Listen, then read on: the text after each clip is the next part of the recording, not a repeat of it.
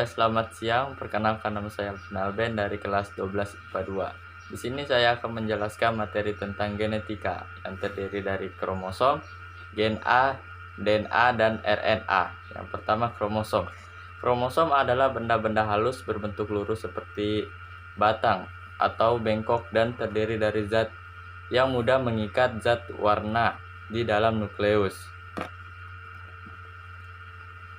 Istilah kromosom dipopulerkan oleh Waldeyer pada tahun 1888.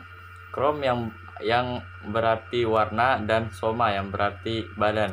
Kromosom tampak jelas pada metafase pembelahan sel, karena kromosom berjejer di bidang pembelahan atau ekuator. Kemudian fungsi kromosom yaitu membawa sifat individu dan membawa informasi genetik, karena di dalam kromosom terdapat gen. Susunan kromosom ada dua, yang pertama DNA dan yang kedua protein. Kemudian ada struktur kromosom. Struktur kromosom terdiri atas sentromer atau kinetokor, adalah penghubung antara kromonema yang satu dengan yang lainnya. Fungsinya sebagai tempat melekatnya benang spindle saat pembelahan inti dan berperan mengatur pergerakan kromosom selama pembelahan. Yang kedua, kromonema adalah pita berbentuk spiral, tempat melekatnya kromiol dan kromomer. Yang ketiga ada kromomer atau granula besar, berbentuk manik-manik atau granula yang merupakan akumulasi materi kromatin atau benang-benang halus. Kemudian yang keempat ada kromiol atau granula kecil, adalah kromosom yang mengalami sedikit penebalan. Dan yang kelima ada kromonema, adalah bagian kromatid yang mengalami penebalan berupa bahan nukleoprotein yang mengendap, memiliki ruang-ruang berisi gen yang disebut lokus. Kemudian lokus adalah bagian yang berfungsi sebagai tempat pembawa sifat-sifat keturunan hereditas. Kemudian ada telomer, adalah bagian ujung kromosom, memiliki fungsi untuk menghalangi persambungannya kromosom satu dengan yang lain. Kemudian ada matriks, berupa cairan sitoplasma atau endoplasma yang agak memadat menjadi selubung pembungkus kromatid atau kromosom.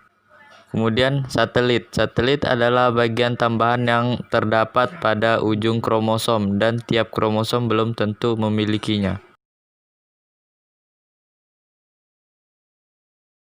Kemudian ada 4 tipe kromosom. Yang pertama, tipe metasentrik, mempunyai sentromer yang tepat ada di tengah-tengah kromatid dan membaginya sama panjang sehingga nampak seperti huruf V. Kemudian yang kedua ada tipe akrosentrik, mempunyai sentromer yang ada di ujung kromatid sehingga salah satu kromatid lebih panjang dari yang lain dan nampak seperti huruf J. Kemudian yang ketiga ada tipe submetasentrik, mempunyai sentromer yang tidak tepat di tengah kromatid dan membaginya tidak sama panjang sehingga nampak seperti huruf L. Dan yang keempat adalah tipe telosentrik, yang mempunyai sentromer yang ada di ujung kromatid sehingga hanya ada satu kromatid dan nampak seperti huruf I.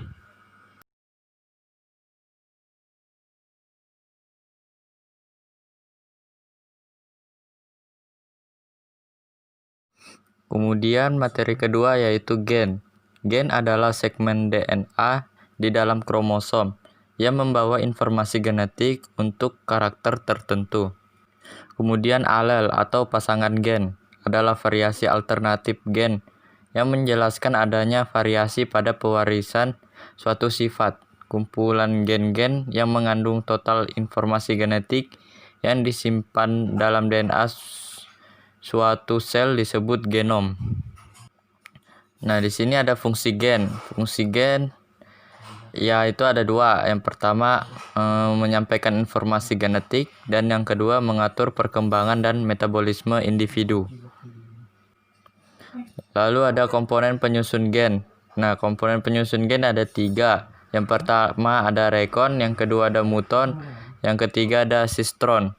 Nah, rekon itu yaitu komponen yang terdiri atas 1 atau 2 pasang nukleotida.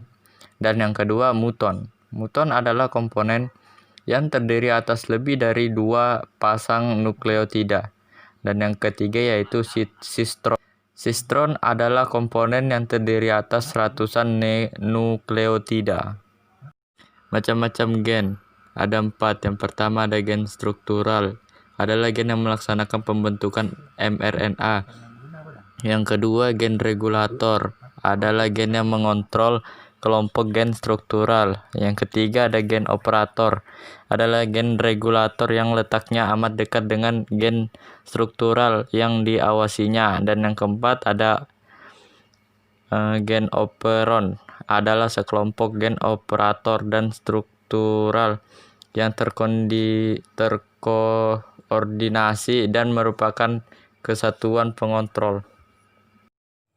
Kemudian materi ketiga adalah DNA dan RNA. Di sini saya akan menjelaskan mengenai DNA terlebih dahulu. DNA merupakan asam nukleat yang menyusun gen di dalam inti sel. Selain itu, DNA juga terdapat dalam mitokondria, kloroplas, sentrol, plastid, dan sitoplasma. DNA juga merupakan materi genetik yang membawa informasi biologis dari setiap makhluk hidup dan beberapa virus. DNA dibawa oleh setiap individu ke keturunannya. Fungsi DNA yaitu 1. Membawa informasi genetik, yang kedua memiliki peran dalam pewarisan sifat, yang ketiga mengekspresikan informasi genetik, yang keempat menyintesis molekul kimia lain, dan yang kelima menduplikasikan diri atau bereplikasi. Lalu ada struktur DNA. Struktur DNA terdiri dari suatu molekul besar kompleks dengan 2 pita panjang saling berpilin membentuk heliks ganda. Setiap DNA terbentuk dari ratusan hingga ribuan polimer nukleotida. Kemudian ada replikasi DNA atau proses menduplikasikan diri. Ini terjadi saat interfasi sebelum sel membelah dengan tujuan agar sel anakan hasil pembelahan mengandung DNA yang identik dengan DNA sel induk. Replikasi DNA memiliki 3 model. Yang pertama ada semi konservatif, yaitu rantai ganda DNA lama berpisah, kemudian rantai baru disintesis pada masing-masing rantai DNA. Yang kedua ada konservatif, rantai ganda DNA lama tidak berubah, berfungsi sebagai cetakan buat DNA baru. Yang ketiga ada dispersif, yaitu beberapa bagian dari kedua rantai DNA lama digunakan sebagai cetakan DNA baru, sehingga DNA lama dan baru tersebar.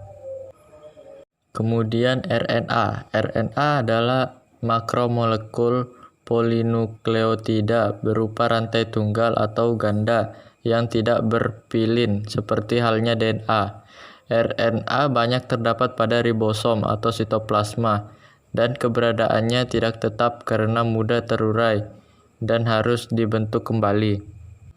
Fungsi RNA yaitu berperan dalam proses sintesis protein di dalam sel. Akan tetapi pada beberapa jenis virus, RNA berperan seperti DNA untuk membawa informasi genetik. Kemudian struktur RNA. Berbeda dengan DNA, RNA merupakan rantai tunggal polinukleotida. Tiap ribonukleotida terdiri dari 3 gugus molekul, yaitu gula 5 karbon atau ribosa, gugus fosfat membentuk punggung RNA bersama ribosa. Basa nitrogen yang terdiri dari basa purin yang sama dengan DNA, sedangkan pirimidin berbeda, yaitu sitosin dan urasil dan gugus fosfat.